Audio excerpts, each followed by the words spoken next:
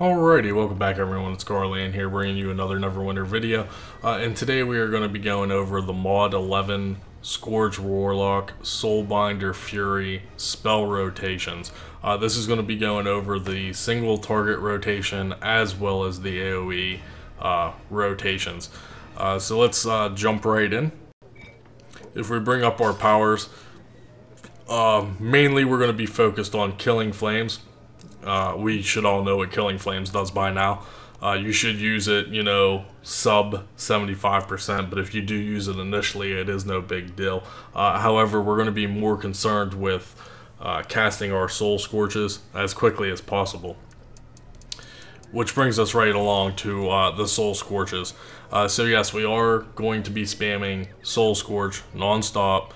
Now, what you have to keep in mind with Soul Scourge, if you so choose, if you do see the very bottom where it says Warlock's Curse Consume, it deals burning damage over 6 seconds. This effect can stack. Warlock's Curse is expended. Now, this is what sucks. Every time you cast Soul Scorch, you have to reapply Warlock's Curse. You can simply just sit there and spam it non-stop. Yes, it's going to do a lot of damage, but you will do more damage if you take the time to apply Warlock's Curse in between every single cast of Soul Scorch. That's why our Soul Spark generation is so high. That's why I said in the build video, you're going to have, way more Soul Sparks than you can even cast Soul Scorch. And that's all thanks to Hadar's Grasp. Now, when you cast Hadar's Grasp, you have to make sure it crits. You guys have to maximize your critical chance as close to as 100% as you can. If you go into a boss battle and you pop Hadar's Grasp and it doesn't crit, your whole rotation is screwed. You have to wait until Hadar's Grasp refreshes before you can catch up to speed. And 9 times out of 10, that boss is gonna be dead by the time you even get through another rotation. So Hadar's Grasp has to crit, and that coincides with the Fae. The Fae is what makes it generate the Soul Sparks so quickly. So we did look at the Fae. I did explain in the build video about the Fae. It does scale with all weapon damage and percentile based damage, as well as group buffs, etc, etc. I've had the Fae touched up to well over 240%. So we're talking massive numbers here, guys. So that's why it's so important for your Hadar's Grasp to actually crit. Otherwise, the Fae won't generate Soul Sparks.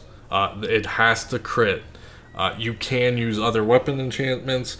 However, I didn't get to personally test any, like the Flaming enchantment, for example. It might work just as well as the Fae, but I think ultimately the Fae is going to be the winner.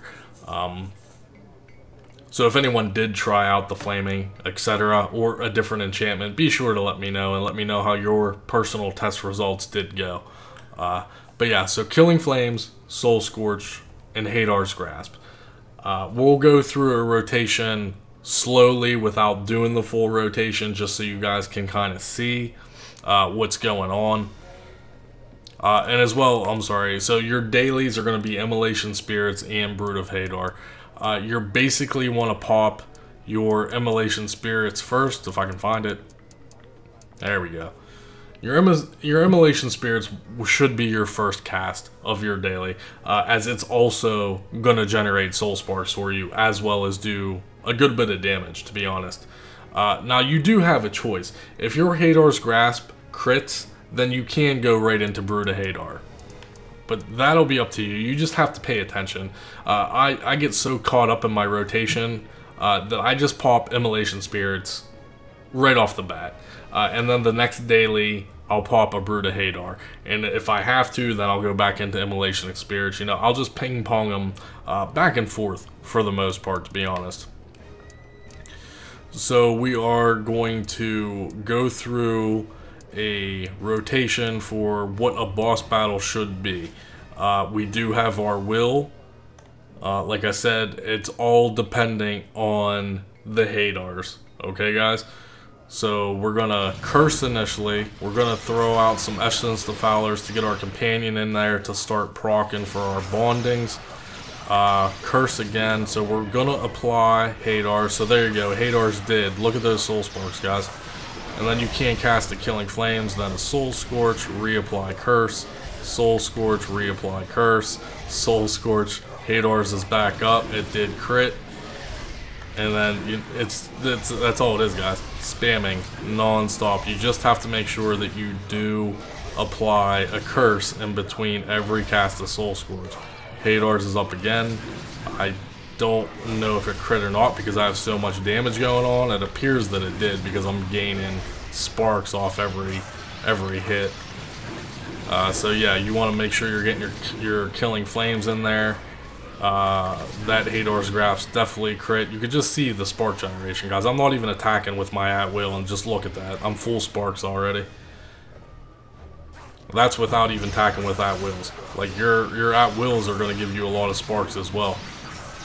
And then you simply just spam those Soul Scorches, guys. Make sure you're casting a curse in between. And like I said, the damage doesn't seem too high right now because I don't have any group buffs. There you can see that last Soul. Look at the Soul Scorch damage. Over 637k for those Soul Scorches. Now just imagine if my weapon enchantment was actually buffed up to 240%. We're talking about a few million damages per Soul Spark. You guys can see the potential of the single target damage. So let's go through a true 100% rotation. So our pet's already in there attacking. We're going to simply cast Curse. Toss that. That did crit. We will. And just look at the Soul Sparks, guys. Look at them.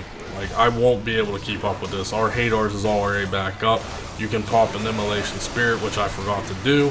But yeah, like I said, just keep casting it, man. Like, keep applying the curse. Our Hadar's is back up. And just literally cast, guys.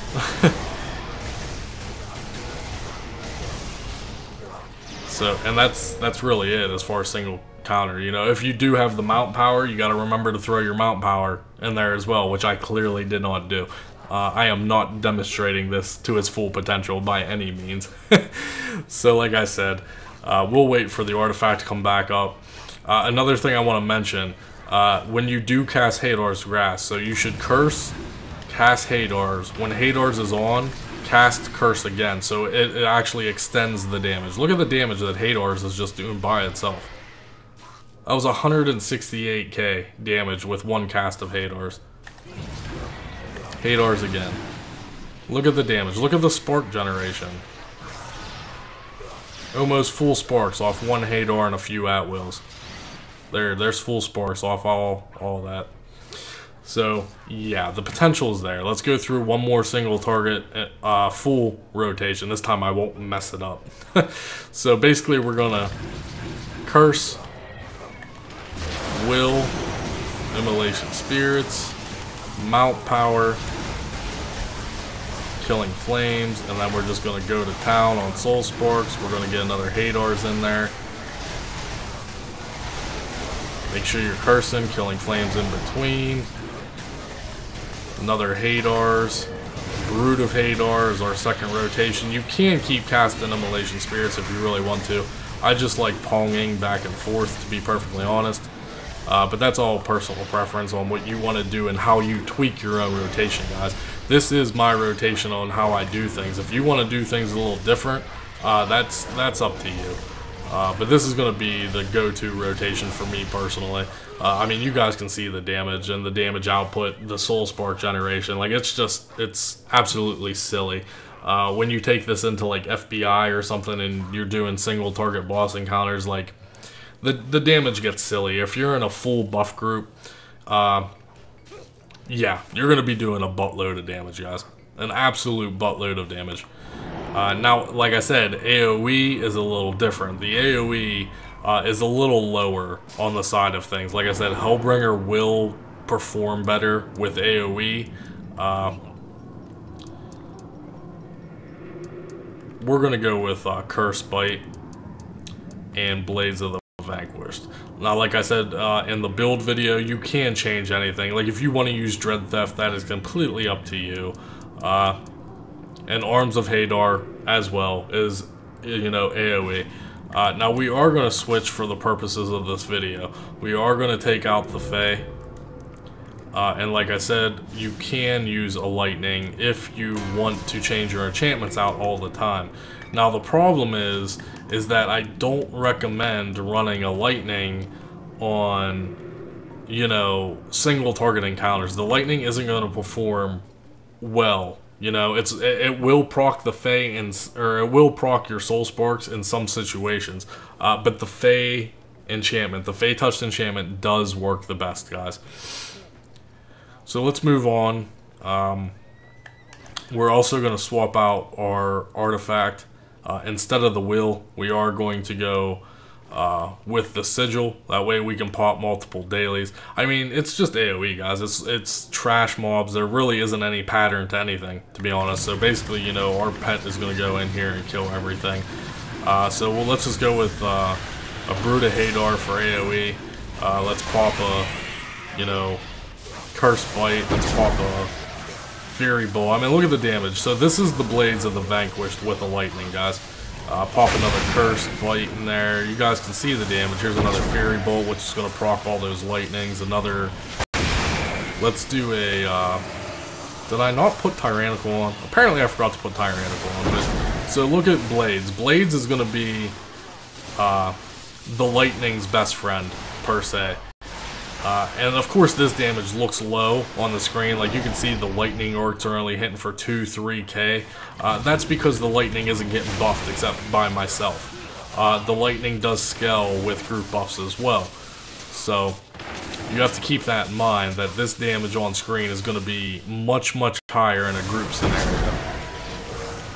But the lightning is definitely a valid choice for clearing mobs. I mean, if you want to run the Fae enchantment through the the entire dungeon, it's not gonna hurt you. I mean, your damage is gonna be, you know, a little less than what it should be, and that's another thing. You know, that's why we're waiting for loadouts.